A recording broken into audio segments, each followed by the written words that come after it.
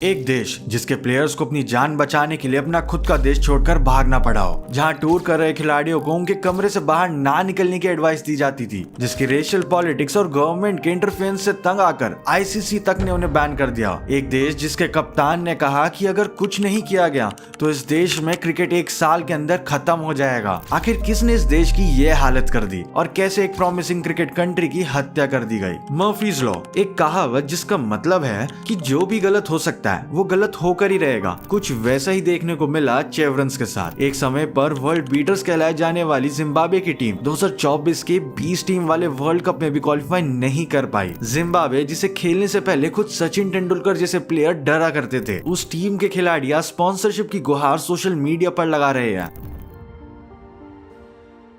Andrew bill flower, एक ऐसा player जिसने जिम्बाब्वे की टीम का नक्शा बदल के रख दिया। दुनिया के सबसे महान विकेट कीपर बल्लेबाजों में से एक एंड्रू ने जिम्बाब्वे क्रिकेट को 7वें आसमान पर पहुंचा दिया था। उनके छोटे भाई Grant Flower, allrounder Heath Streak, बल्लेबाज एलिस्टर कैंपबेल और गाय विटहॉल और साथ में तेज गेंदबाज हेनरी ओलंगा जैसे लेजेंड्स के साथ मिलकर इन्होंने सारी दुनिया के सामने जिम्बाब्वे क्रिकेट का लोहा मनवाया। एक टाइम पर जिम्बाब्वे की ये team Australia, India, Pakistan, Sri Lanka जैसी टीम्स को रेगुलरली चुनौती दे रही थी, जिस वजह से उनकी टीम का भविष्य उतना ही सुनहरा लग रहा था जितना कि आज की अफगानिस्तान की टीम का लग रहा है। अब जिम्बाब्वे क्रिकेट के इस मौजूदा हालात को समझने के लिए हमें थोड़ा उनके इतिहास को समझना पड़ेगा। तो चलो शुरू करते हैं शुरुआत से। साल था 1975। क्रिकेट का पहला विश्व कप इंग्लैंड में खेला गया, जहां इंडिया, पाकिस्तान, ईस्ट अफ्रीका सहित 8 देशों ने हिस्सा लिया था। ये वर्ल्ड कप क्रिकेट जैसे स्पोर्ट के लिए काफी रेवोल्यूशनरी चीज होने वाली थी, लेकिन अब तक जिम्बाब्वे को आजादी नहीं मिली थी। जिम्बाब्वे को साउदर्न रोडेशिया के नाम से जाना जाता था। क्रिकेट इस देश में सिर्फ इलाइट क्लास का खेल था और उसमें अच्छा खेलने वाले को सीधे साउथ अफ्रीका की टीम के लिए खेलने का मौका मिलता था। साल 1980 में जिम्बाब्वे को आजादी मिली और इस देश में इस खेल के प्रति उत्साह को देखकर आईसीसी ने उन्हें साल 1981 में एसोसिएट मेंबरशिप दे दी, जिसके 2 साल बाद उन्हें अपना पहला वर्ल्ड कप खेलने का मौका मिला। अपने पहले वर्ल्ड कप में ऑस्ट्रेलिया जैसी टीम को हराने के बाद जिम्बाब्वे एक स्ट्रॉन्ग क्रिकेट टीम बनने की ओर निकल पड़ी थी। मगर अगले 2 वर्ल्ड कप जो कि 1987 और 1992 में हुए थे, उसमें जिम्बाब्वे की टीम ने लगातार खराब प्रदर्शन किया था, जिसके बाद सभी लोगों ने जिम्बाब्वे से उम्मीदें खो दी थी। साल 1992 में होता है Benson and hedges world cup, जिसमें जिम्बाब्वे का पहला मैच था श्रीलंका के खिलाफ और टॉस के टाइम पर कैप्टन डेव हॉटन ने एक खिलाड़ी के डेब्यू की अनाउंसमेंट करी। अपने डेब्यू मैच में 24 साल के उस खिलाड़ी ने पूरे 115 रन नॉट आउट बनाए। मैच भले ही जिम्बाब्वे हार गई हो, मगर इस मैच में जन्म हुआ एक ऐसे खिलाड़ी का जो जिम्बाब्वे को अपने सुनहरे दिनों में ले जाने वाला था, एंड उस प्लेयर का नाम था एंड्रू बिल फ्लावर। एंड उसी साल 1992 के ओडीआई वर्ल्ड कप में वेस्ट इंडीज के अगेंस्ट डेब्यू किया 19 साल के एलिस्टर कैंपबेल ने। अपने करियर के शुरुआती दिनों में स्ट्रगल कर रहे कैंपबेल आगे जाके जिम्बाब्वे क्रिकेट की दीवार बनने वाले थे। एंड देन उसी साल के एंड में जिम्बाब्वे के लिए डेब्यू करते हैं एंड्रू फ्लावर के छोटे भाई 22 साल के grand flower. Debut ODI match में इंडिया के खिलाफ उन्होंने 82 रन बनाकर अपने बड़े भाई की तरह ही उन्होंने अपने पहले मैच से पूरी दुनिया को अपने टैलेंट के बारे में बता दिया था। एंड देन अगले साल 2 और प्लेयर्स का डेब्यू होता है, गाय विटहॉल और हीथ स्ट्रीक। एंड जिम्बाब्वे की ये यंग ब्रिगेड तैयार थी पूरी दुनिया से भिड़ने के लिए। 2 फरवरी 1995 मैच था पाकिस्तान वर्सेस जिम्बाब्वे। ग्राउंड था हरारे का, बॉल थी हीथ स्ट्रीक के हाथ में और बॉल जाकर स्टंप से टकराती है। बल्लेबाज थे आकिब जावेद और इस बॉल के साथ सुपरस्टार खिलाड़ियों से भरी हुई पाकिस्तान की टीम जिम्बाब्वे से एक इनिंग्स के साथ डिफीट खाती है। ये टेस्ट मैच कोई आम मैच नहीं था, ये थी जिम्बाब्वे टीम की पहली टेस्ट विक्ट्री, जिसको जिम्बाब्वे ने एक इनिंग से जीत लिया था। और इस जीत के कारण कोई और नहीं बल्कि फ्लावर ब्रदर्स, गाय विटहॉल और हीथ स्ट्रीक थे। ग्रैंड फ्लावर ने अपनी पहली पारी में नाबाद 201 रन बनाए थे और एंड्रू फ्लावर ने 156 रन बनाए थे। एंड वहीं साथ में गाय विटहॉल ने नॉट आउट 113 रन बनाए थे। बॉलिंग में हीथ स्ट्रीक ने 9 विकेट्स निकाले और यहाँ से सफर शुरू हुआ जिम्बाब्वे क्रिकेट के सुनहरे दिनों का। क्रिकेट जैसा स्पोर्ट इस देश में पहले से फेमस था, मगर रेसिज्म और इलाइटिज्म की वजह से इस खेल को सिर्फ व्हाइट पीपल ही खेला करते थे एंड बाकी लोगों को इस खेलने से मना कर दिया जाता था। मगर इस टेस्ट मैच में डेब्यू हुआ जिम्बाब्वे के पहले ब्लैक रेस के खिलाड़ी हेनरी ओलंगा का। मानो ये इनिंग्स विन एक हिंट था इंटरनेशनल क्रिकेट में इस यंग फास्ट बॉलर की एंट्री का। साल दर साल जिम्बाब्वे की टीम बेहतर होती जाती है और बाकी बड़ी टीम्स के गले का कांटा बन जाती है। साल 1998 में जिम्बाब्वे इंडिया को टेस्ट सीरीज हराती है और उसी साल हुई पहली चैंपियंस ट्रॉफी में हेनरी ओलंगा इंडिया के अगेंस्ट मैच में सचिन तेंदुलकर को बाउंसर पे न केवल आउट करते हैं बल्कि उस मैच में 4 विकेट लेकर टीम को जिताने की मदद भी करते हैं। एंड उसी साल जिम्बाब्वे की टीम पाकिस्तान को पाकिस्तान में हराकर अपने देश से बाहर पहली टेस्ट सीरीज भी जीतती है। फ्लावर ब्रदर्स और हीथ स्ट्रीक न केवल इस टीम के बल्कि इस खेल के लेजेंड्स बन जाते हैं। साल 2000 की इंडिया टूर में एंड्रू फ्लावर 4 इनिंग्स में 550 रन बना देते हैं। ये सब सुनने में कितना अच्छा लगता है ना। आपकी टीम अच्छा परफॉर्म कर रही है, दुनिया आपके बारे में जान रही है, प्लेयर्स अच्छा परफॉर्म कर रहे हैं एंड इस पॉइंट पे सब कुछ अच्छा चल रहा होता है, मानो ये कोई सपना हो। क्योंकि जिस हालात से जिम्बाब्वे की टीम निकल के आ रही थी, ये सब चीज एक रेवोल्यूशन से कम नहीं थी उस देश के लिए। मगर जिम्बाब्वे क्रिकेट की इस रफ्तार पर ब्रेक भी बहुत जल्द लगने वाली थी। एक ऐसा झटका लगने वाला था जिससे देश फिर कभी नहीं उभर पाया। साल 2000 देश की इकोनॉमी खराब होने के कारण स्पोर्ट्स डेवलपमेंट के लिए गवर्नमेंट की फंडिंग को कम कर दिया गया। मगर इसके अलावा प्लेयर्स, टीम मैनेजमेंट और सिलेक्शन कमेटी में पॉलिटिक्स के इन्वॉल्व होने के इल्जाम सरकार पर लग रहे थे। साउथ अफ्रीका की तरह जिम्बाब्वे में भी रेशियल कोटा सिस्टम शुरू कर दिया गया, यानी कि टीम की सिलेक्शन टैलेंट और परफॉर्मेंस को देखकर नहीं बल्कि खिलाड़ियों के रंग को देखकर बनाया जाने लगी। एंड इस सब के अलावा जो सबसे बुरा पार्ट था वो ये था कि जिम्बाब्वे जो कि एक डेमोक्रेटिक कंट्री थी, वो अब डिक्टेटरशिप की तरफ बढ़ने लग गई थी। साल 2003 जो कि एक वर्ल्ड कप वाला साल था और इस वर्ल्ड कप को होस्ट कर रहे थे साउथ अफ्रीका, केन्या और जिम्बाब्वे। और इस पॉइंट पे जिम्बाब्वे की रेपुटेशन कुछ ऐसी हो गई थी कि उस वर्ल्ड कप के लिए बड़े देश ने जिम्बाब्वे जाने से मना कर दिया था एंड वो लोग वर्ल्ड कप तक को स्किप करने के लिए रेडी थे। एंड इसके अलावा इंग्लैंड और ऑस्ट्रेलिया के प्राइम मिनिस्टर्स ने तो अपने खिलाड़ियों को जिम्बाब्वे ट्रैवल करने से भी मना कर दिया था। एंड हुआ भी यही, वर्ल्ड कप के दौरान इंग्लैंड जिम्बाब्वे के साथ मैच खेलने ही नहीं गया। ये मैच ना खेलने का कारण ये बताया गया कि उन्हें डेथ थ्रेट्स मिल रहे थे, जिसके बाद उस मैच को कैंसिल ही कर दिया गया। वर्ल्ड कप में जिम्बाब्वे के पहले मैच में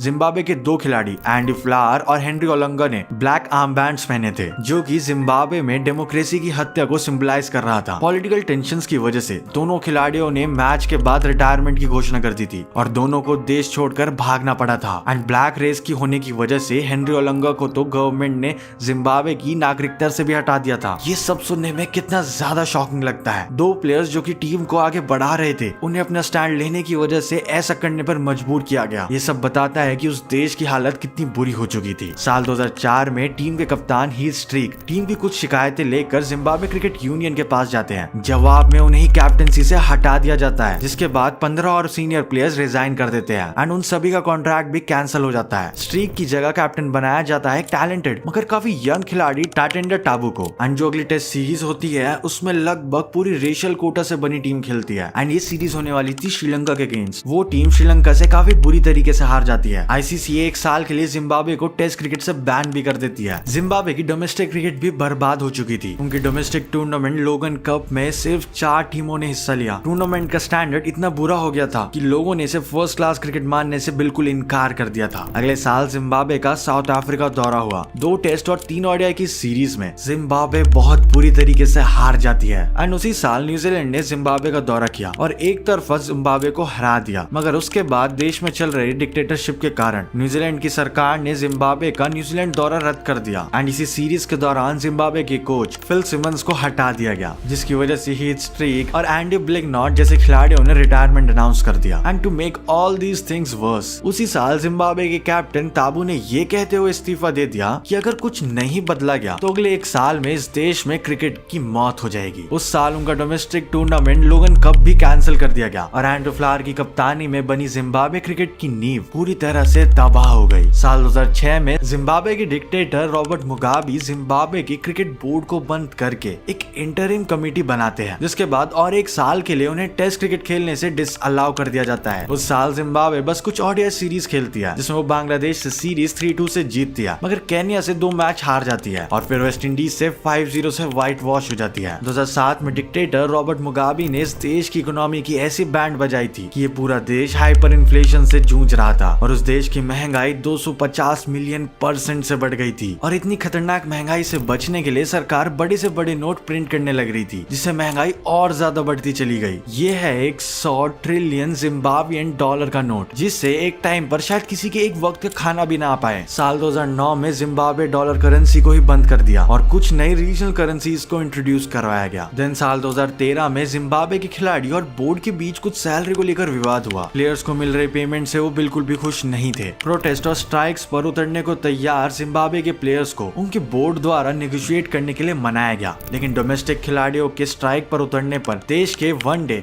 और 4 डे डोमेस्टिक टूर्नामेंट्स को बंद ही कर दिया गया। यानी कि उन्होंने सॉल्यूशन देने की जगह प्रॉब्लम को ही किल कर दिया एंड इस तरह से मुश्किलें और बढ़ती चली गई। जब 2019 के ओडीआई वर्ल्ड कप क्वालिफायर्स में यूएई से मैच हार कर जिम्बाब्वे बाहर हो गई। क्रेग इरविन, शॉन विलियम्स और सिकंदर रजा जैसे बड़े प्लेयर्स के होते हुए वर्ल्ड कप मिस कर जाना ये एक बहुत बड़ा झटका था। साल 2019 में गवर्नमेंट इंटरफेरेंस की वजह से आईसीसी ने जिम्बाब्वे क्रिकेट बोर्ड को बैन भी कर दिया, जिसकी वजह से वो 2021 के T20 वर्ल्ड कप क्वालिफायर्स में भी हिस्सा नहीं ले पाए थे। जिम्बाब्वे टीम के मेन प्लेयर रियान बर्ल ने ट्वीट करते हुए अपनी हालत समझाई। उन्होंने कहा कि कब तक उन्हें हर सीरीज के बाद अपने जूते ग्लू से चिपकाने पड़ेंगे, जिसके बाद प्यूमा ने इनिशिएटिव लेते हुए उन्हें शू स्पॉन्सरशिप दी थी। हालांकि 2022 के T20 वर्ल्ड कप के लिए वो क्वालिफाई कर गए थे और बारिश के कारण उन्हें साउथ अफ्रीका के खिलाफ एक पॉइंट भी मिल गया था, मगर उस टूर्नामेंट में उन्होंने अगेंस्ट ऑल द ऑड्स जाकर पिछले T20 वर्ल्ड कप के फाइनलिस्ट पाकिस्तान को हरा दिया था। दुनिया भर में जिम्बाब्वे क्रिकेट की चर्चा फिर से शुरू हो गई थी, क्योंकि वो मैच काफी ज्यादा थ्रिलिंग था। फिर 2023 के ओडीआई वर्ल्ड कप क्वालिफायर्स में भी जिम्बाब्वे ने अच्छी शुरुआत करी। ग्रुप स्टेज में नीदरलैंड्स, वेस्ट इंडीज, नेपाल और यूएसए को हराकर जिम्बाब्वे क्वालिफिकेशन के सुपर 6 तक पहुंचा, मगर श्रीलंका और स्कॉटलैंड से हारकर जिम्बाब्वे एक और वर्ल्ड कप मिस कर दिया। मगर हद तो तब हो गई जब 2024 के 20 टीम वाले T20 वर्ल्ड कप में भी जिम्बाब्वे युगांडा जैसी टीम से हारकर बाहर हो गई। आज भी ये देश चुनौतियों से पार करने की कोशिश में लगा हुआ है, मगर अफसोस आज वाली Zimbabwe cricket team late 90s वाली जिम्बाब्वे टीम से कोसों दूर है। साल 2024 में भारत के जिम्बाब्वे दौरे के बाद उन्हें एक फाइनेंशियल इंजेक्शन जरूर मिला, लेकिन फिर से उन्हें पुरानी बुलंदियों को छूने के लिए जिम्बाब्वे को अभी भी बहुत समय लगने वाला है। क्या जिम्बाब्वे क्रिकेट एक बार फिर अपने पैरों पर खड़ा हो पाएगा? क्या एक बार फिर से ऐसी टीम बन पाएगी जिसके सभी खिलाड़ी दिग्गज बन पाए? क्या जिम्बाब्वे फिर से क्रिकेट को डोमिनेट कर भी पाएगी या नहीं, या फिर इस देश में क्रिकेट हमेशा के लिए दम तोड़ देगा? वेल, ये सब डिपेंड करता है वहाँ की पॉलिटिक्स के ऊपर। जब तक वहाँ पर चीजें सही नहीं हो पाएगी, क्रिकेट जैसे स्पोर्ट में प्रोग्रेस नहीं आ सकती। आपका इसका क्या ओपिनियन है, कमेंट करके जरूर